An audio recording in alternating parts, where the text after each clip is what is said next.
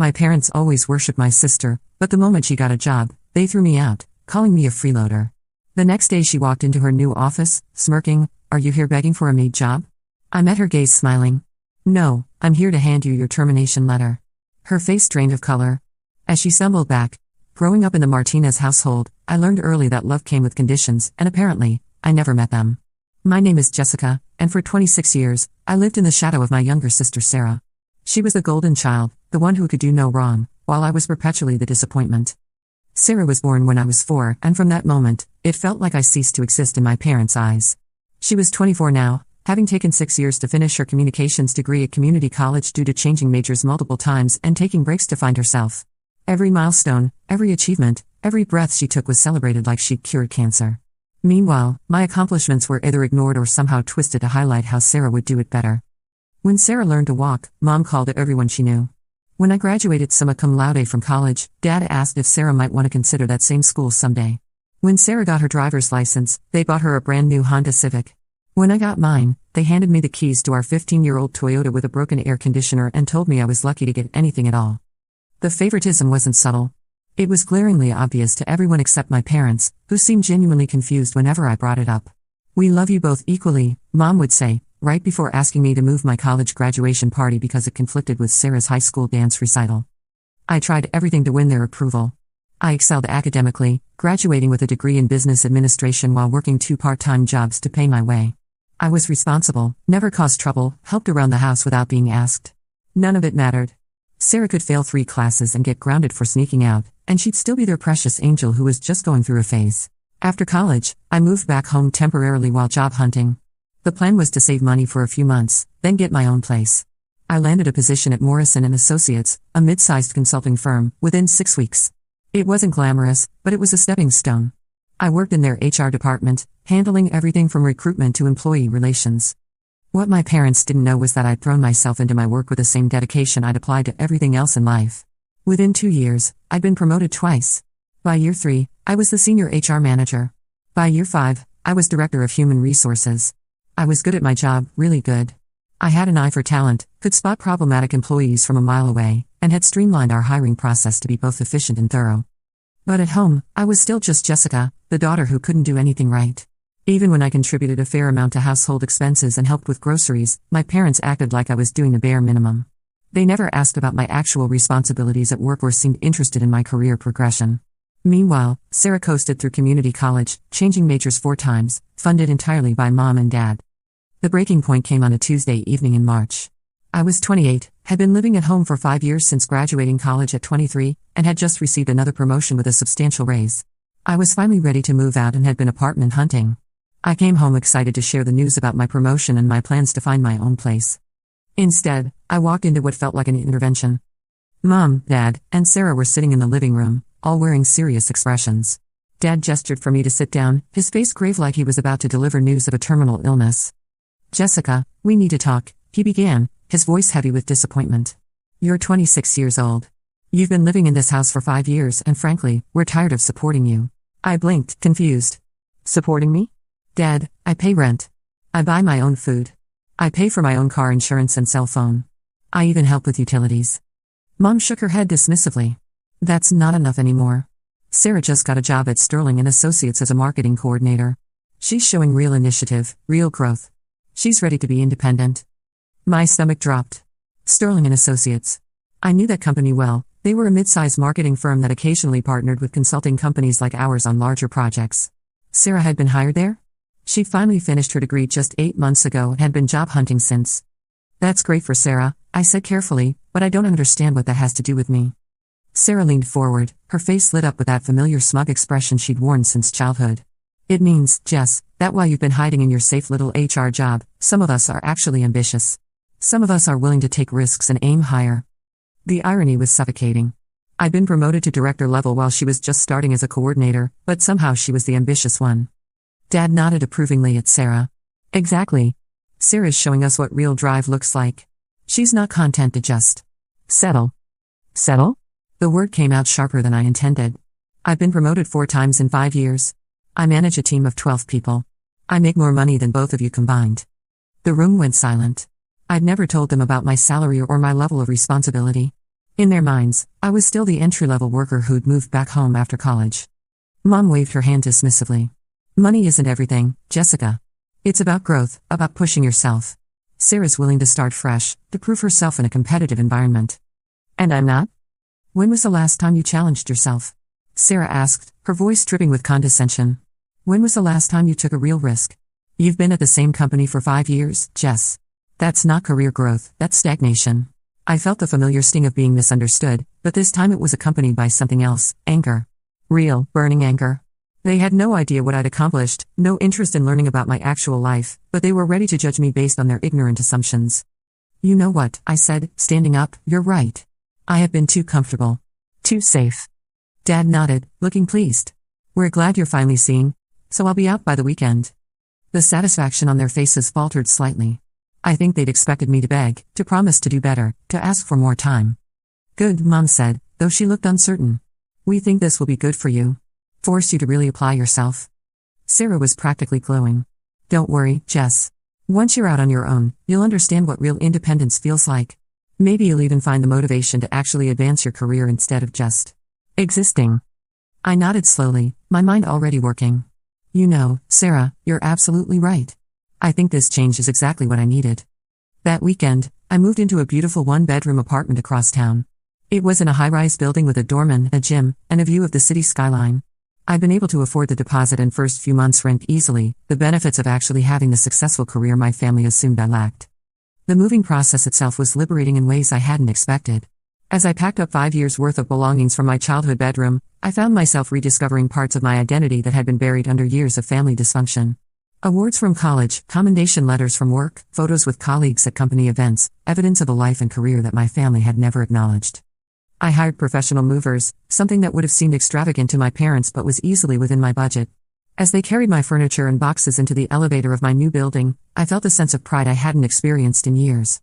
This wasn't just an apartment, it was proof of my independence and success.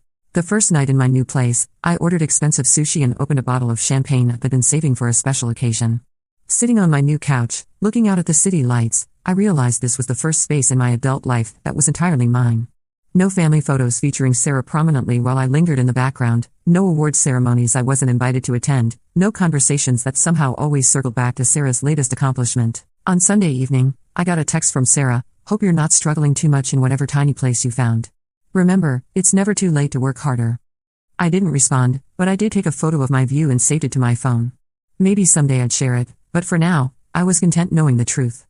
The next morning, I woke up in my own space for the first time in 5 years and felt genuinely excited about the day ahead. No tiptoeing around the house to avoid family drama, no listening to Sarah complain about her job search over breakfast, no pointed comments from Dad about my lack of ambition. At work, several colleagues noticed my improved mood. My assistant, Maria, commented that I seemed particularly energetic during our Monday morning briefing. New apartment, new energy, I told her, and it wasn't entirely a joke. That week, I threw myself into my work with renewed focus. I had 3 major projects underway: restructuring the HR department for a tech startup, conducting executive searches for a manufacturing company, and developing a comprehensive employee retention program for a nonprofit organization. Each project required different skills and approaches, but they all benefited from my years of experience and the expertise I built through continuous learning and professional development. The irony wasn't lost on me that while my family saw me as stagnant and unambitious, I was actually juggling multiple high-level consulting projects that other HR professionals in the city would kill for. I built relationships with executives at dozens of companies, earned certifications in organizational psychology and change management, and developed a reputation for solving complex personnel problems that other consultants couldn't handle. One of my favorite projects that week involved helping a family-owned business transition from their founding generation to the next. The dynamics reminded me painfully of my own family's situation: older generation assumptions about capability, younger generation frustration with being underestimated, sibling rivalries that threaten business operations. But in this case, I was able to facilitate conversations that led to understanding and productive change. I wondered if there was a consultant who could fix my family dynamic, though I suspected it might be too late for that. By Thursday, I'd received 2 new client inquiries and a call from a headhunter asking if I'd be interested in a VP position at a Fortune 500 company. I politely declined the headhunter. I loved my current role and the variety of challenges it provided, but the call reminded me just how far I'd come in my career. That evening, I decided to treat myself to dinner at a high-end restaurant downtown. As I sat at the bar, enjoying a perfectly prepared salmon and a glass of expensive wine, I overheard a conversation between two women about work-life balance and career advancement. One was complaining about feeling stuck in her job, about family members who didn't understand her ambitions, about the difficulty of being taken seriously in a competitive field. I wanted to tell her that sometimes the people who should support you most will be the last to recognize your worth, but that it doesn't make your accomplishments any less real. Instead, I finished my meal and headed home to my beautiful apartment, grateful for the peace and clarity that came with finally living authentically. Friday morning brought an unexpected email from my college alumni association. They were nominating me for their Young Professional Achievement Award based on recommendations from colleagues and supervisors. The nomination form required detailed information about career progression, community involvement, and professional accomplishments. As I filled it out, I was struck by how impressive my resume looked on paper.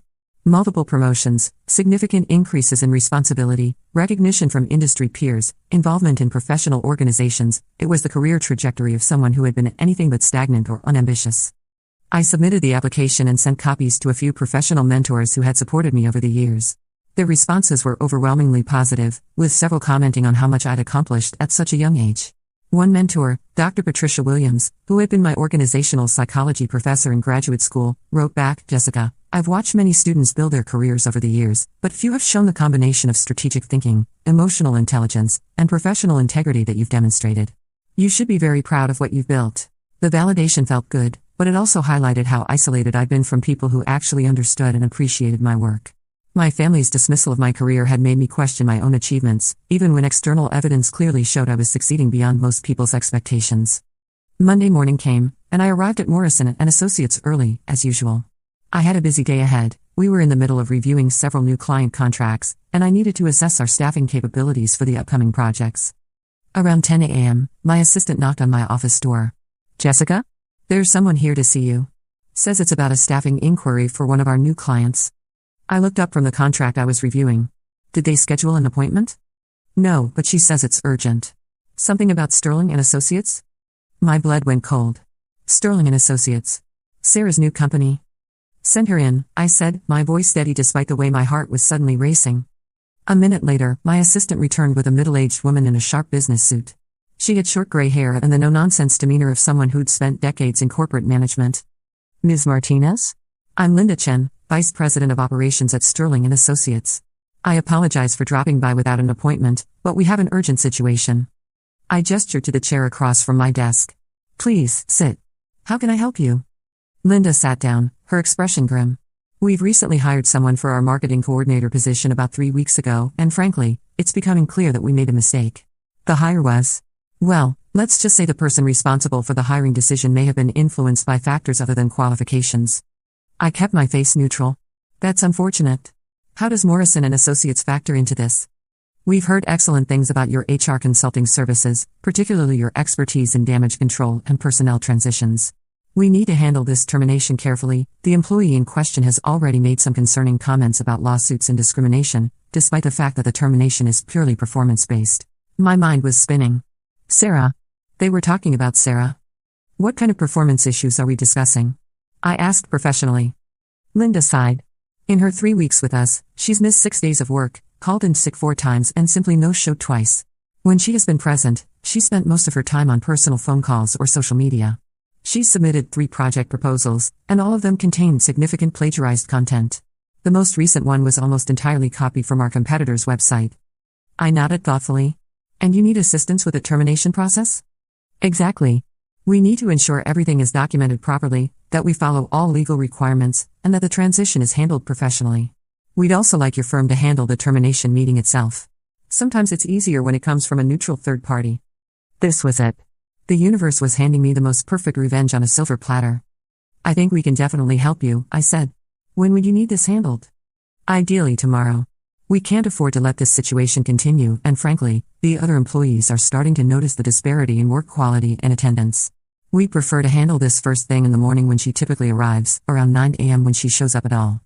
After Linda left, I sat in my office for a few minutes, processing what had just happened. Sarah, the ambitious one, the one who was showing real initiative, was about to be fired from her first real job for being lazy and dishonest. And I, the supposed underachiever, the freeloader, the one who was just settling, was going to be the one to deliver her termination letter. The cosmic justice was almost too perfect to believe. I'd spent years watching Sarah coast through life while being praised for her potential, while my actual achievements were dismissed as playing it safe. Now reality was catching up with both of us in the most dramatic way possible. I called my assistant Maria into my office. I need you to reschedule my 3 p.m. meeting with the Hartwell Group. Something urgent has come up with a Sterling and Associates consultation. Maria nodded efficiently. Should I push it to tomorrow morning? Yes, first thing. And I'll need you to prepare a complete termination package, all the standard documents, plus we'll need to customize everything to match Sterling's policies and procedures. As Maria left to handle the scheduling changes, I opened my computer and began researching Sterling and Associates more thoroughly. I'd heard of them, of course, they were one of our main competitors in the consulting space, but I wanted to understand their corporate culture, their recent projects, and most importantly, how they ended up hiring someone as clearly unqualified as Sarah appeared to be. What I discovered was interesting. Sterling had recently landed several major clients and was expanding rapidly. Unlike what I'd initially thought, they weren't really a direct competitor, they focused more on marketing and brand development, while we specialized in organizational consulting. They occasionally partnered with firms like ours on larger projects, which explained why they'd reached out to us for HR support. I also found Sarah's LinkedIn profile, which she'd apparently updated recently to reflect her new position. Her summary was full of buzzwords about dynamic marketing solutions and innovative brand strategies, but it was clear from her work history that she'd never actually implemented any such strategies.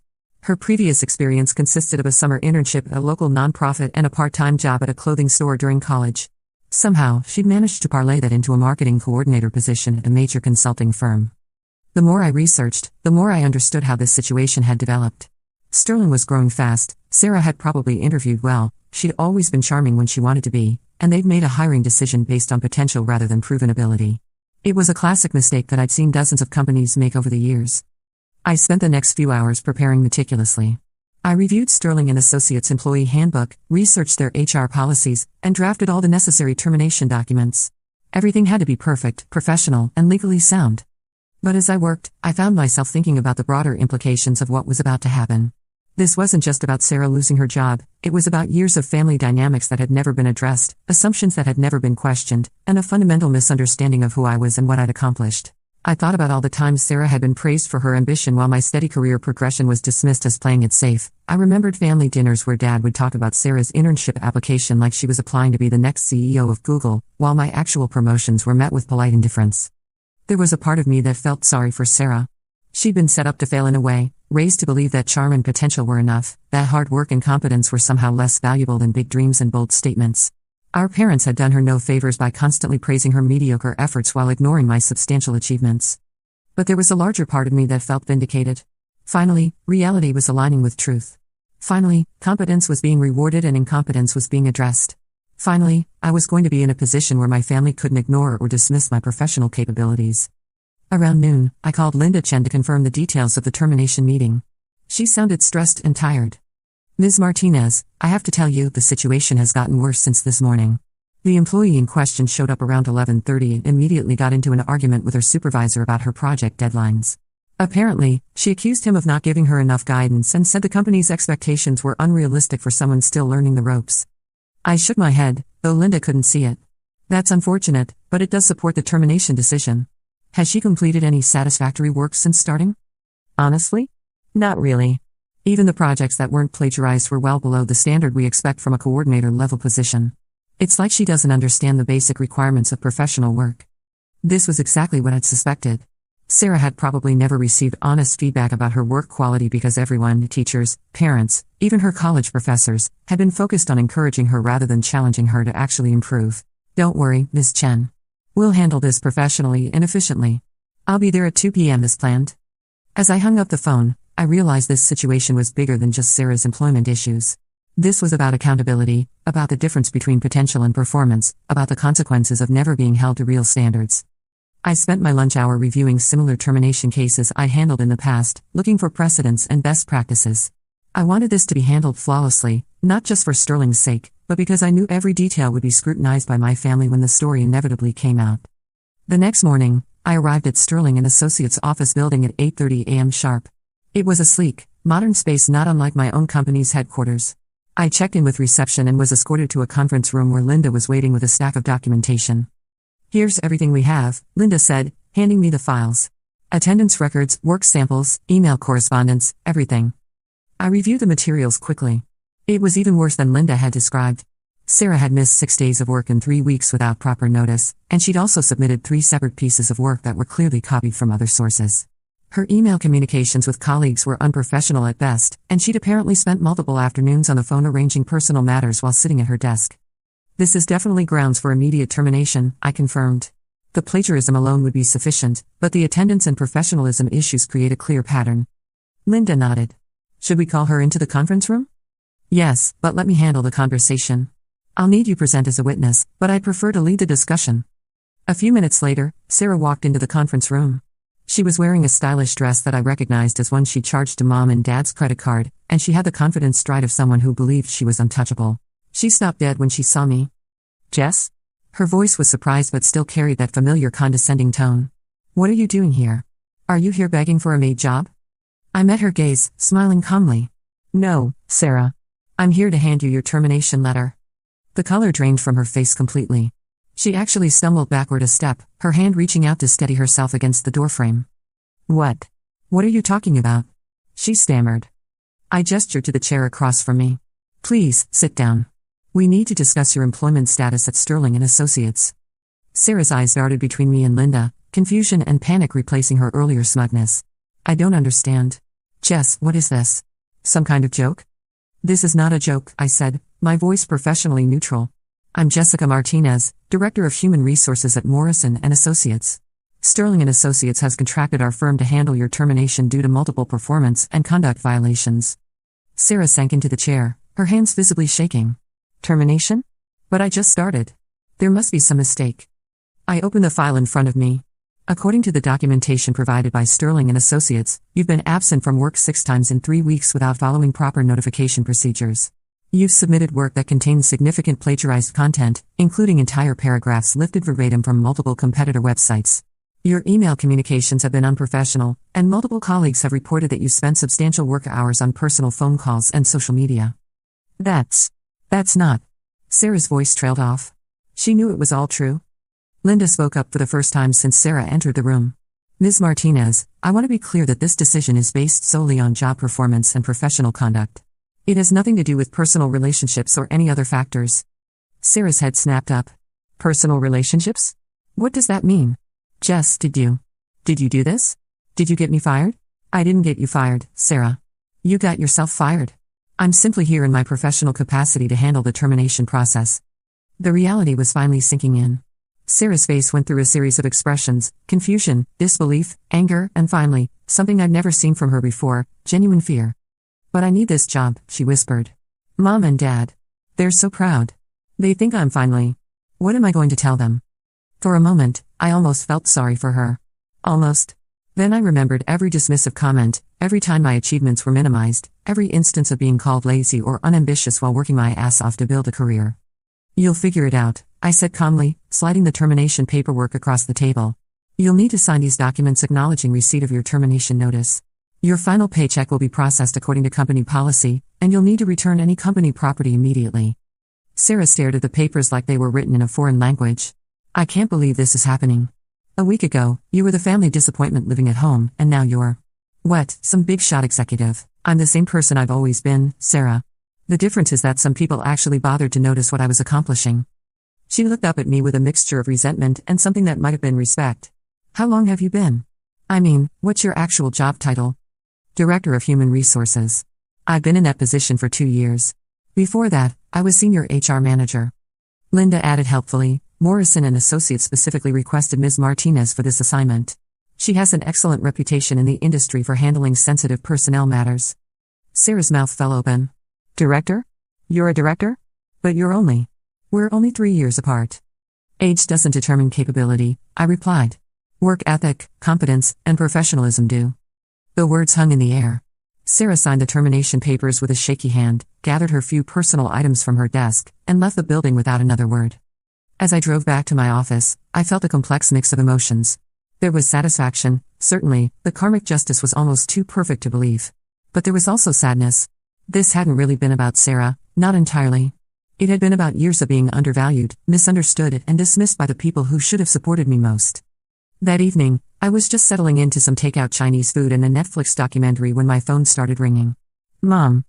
Jessica, We need to talk. Her voice was strained, none of the usual warmth she reserved for conversations about Sarah. What's going on? Sarah came home today. She was let go from her job. I'm sorry to hear that. There was a pause. She said you were there. She said you were the one who. Jessica, what exactly do you do for a living? I took a deep breath. For 5 years, I'd been living at home while they assumed I was barely scraping by in some entry-level position. They'd never asked for details, never shown interest in my work, never bothered to learn about my actual career progression. I'm the Director of Human Resources at Morrison & Associates. We're a consulting firm that specializes in organizational development and personnel management. Another long pause. Director? Jessica, that sounds like a management position. It is. I manage a team of 12 people and oversee all HR functions for the company and our clients. Our clients? We provide HR consulting services to other companies. Today, Sterling & Associates contracted us to handle a termination. I was assigned to the case because I specialize in sensitive personnel transitions. The silence stretched on for so long I wondered if the call had dropped. Finally, Mom spoke, her voice much quieter than before. Jessica, why didn't you ever tell us about your job? Your real job? The question hit me harder than I expected. When would I have told you? When you were asking me why I wasn't more ambitious like Sarah. When Dad was explaining how Sarah's entry-level position showed more initiative than my safe little HR job. When you were kicking me out for being a freeloader. We didn't kick you out. We just thought. You thought I was a disappointment. You thought I was lazy and unambitious and content to just coast through life. You never asked about my work, never showed interest in my achievements, never bothered to learn what I actually did for 40 hours a week. Mom was quiet for a moment. Sarah says you make a lot of money. I do fine. She says your apartment is nice. It's comfortable. Another pause. Jessica, I think we owe you an apology. We didn't realize. You didn't realize because you never asked. For 5 years, I lived in that house contributing financially while you assumed I was barely getting by. I got promoted 4 times and never mentioned it because every conversation about work turned into a lecture about how I should be more like Sarah. We just wanted you to reach your potential. What do you think I've been doing? The frustration I've been suppressing for years finally bubbled over. I've been working my ass off since the day I graduated college. I've built a successful career from the ground up. I manage budgets, personnel decisions, and strategic planning for multiple companies. I'm respected in my industry and sought after for my expertise. But none of that mattered to you because it didn't fit the narrative you'd created about who I was supposed to be. The phone was quiet except for the sound of Mom crying softly. Your father and I?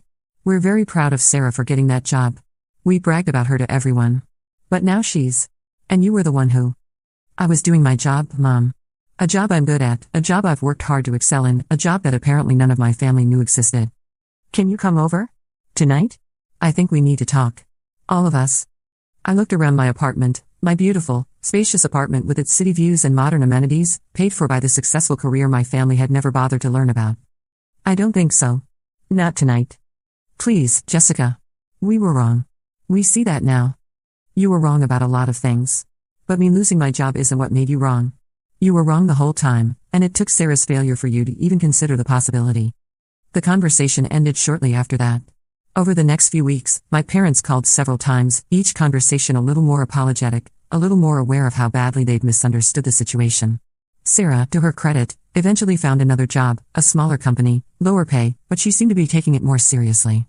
3 months later, I was promoted again, this time to Vice President of Human Resources. Morrison & Associates had landed several major contracts, partly due to the reputation I built in the industry.